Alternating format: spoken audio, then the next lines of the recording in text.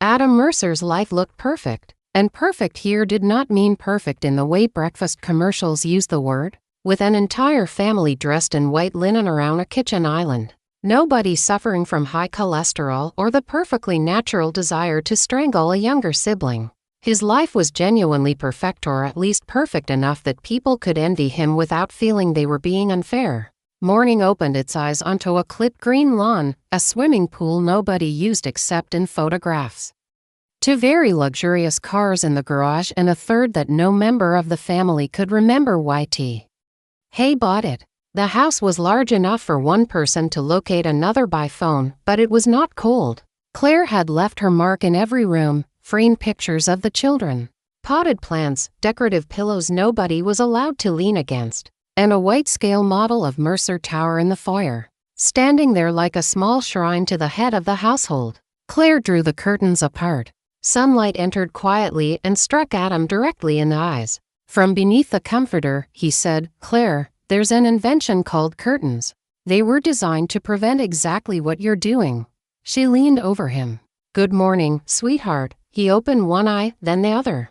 She stood there in an old t-shirt and lounge pants, her light brown hair gathered without conviction at the back of her head. She was still beautiful after 13 years of marriage, a fact Claire regarded as a personal service she had rendered to humanity, while Adam considered it one of the better long-term investments he had chosen early. He smiled and reached for her. "Morning, it's 6:45. He looked at the clock on the nightstand. "It's 6:43, so I woke you 2 minutes early. 2 full minutes of my life. I hope you have a reimbursement plan." She sat on the edge of the bed. "I'll reimburse you by letting you come with me to choose the dining room curtains." He closed his eyes again.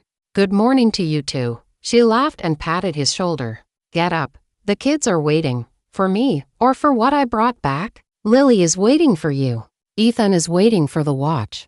And I'm waiting to find out whether you'll actually spend time with us today, or say, half an hour. I'm on my way, and get home after both children graduate college." Adam sat up, stretched, and yawned. "Today should be quiet. Every day has been quiet since I met you. Then we discover a bank was about to foreclose on you, a contractor wanted to punch you, or 100 buyers started a Facebook group called Victims of Adam Mercer." He looked at her. "That's a strong name for a Facebook group, Adam." "I'm kidding." He went into the bathroom. Claire picked up his phone from the open book on the nightstand. He had not made it past page 5, although before falling asleep, he had called it essential for understanding the global economy. The global economy had failed to hold his attention for more than 7 minutes. The phone vibrated in her hand. A message appeared on the lock screen. "Kevin, buyers confirmed they're coming today. Security wants to close the side entrance. Call me when you're up." She put the phone back without opening the message. Claire did not search her husband's phone. This was not because she trusted him completely. Complete trust is a kind of medically induced coma. It was because she knew Adam's phone did not contain answers. He had one phone for work, another for important work, and a third she knew only by its habit of appearing and disappearing. A man serious about hiding something did not wait until his wife fell asleep and then leave it beside her with his daughter's birthday as the passcode. Adam came out a few minutes later in work clothes. Claire handed him his watch and nodded toward the phone. "Kevin texted you." He read the preview while walking. "Small problem. The buyers." He looked up. "You read it." It appeared in front of me. Also, nobody says small problem unless the problem is large and he doesn't want to explain it. He typed a reply and slipped the phone into his pocket. "Willow Creek is a little behind schedule. Some owners are coming in to talk." "How many years does a little behind mean in your company?" "Less than a year." "So a year, 8 months. To you, 8 months means less than a year. To people who put their life savings into a pre-construction condo, it means 8 months. He stopped while fastening the watch around his wrist. "We'll fix it." He said it with such ease that she believed him, or at least remembered why she has always believed him.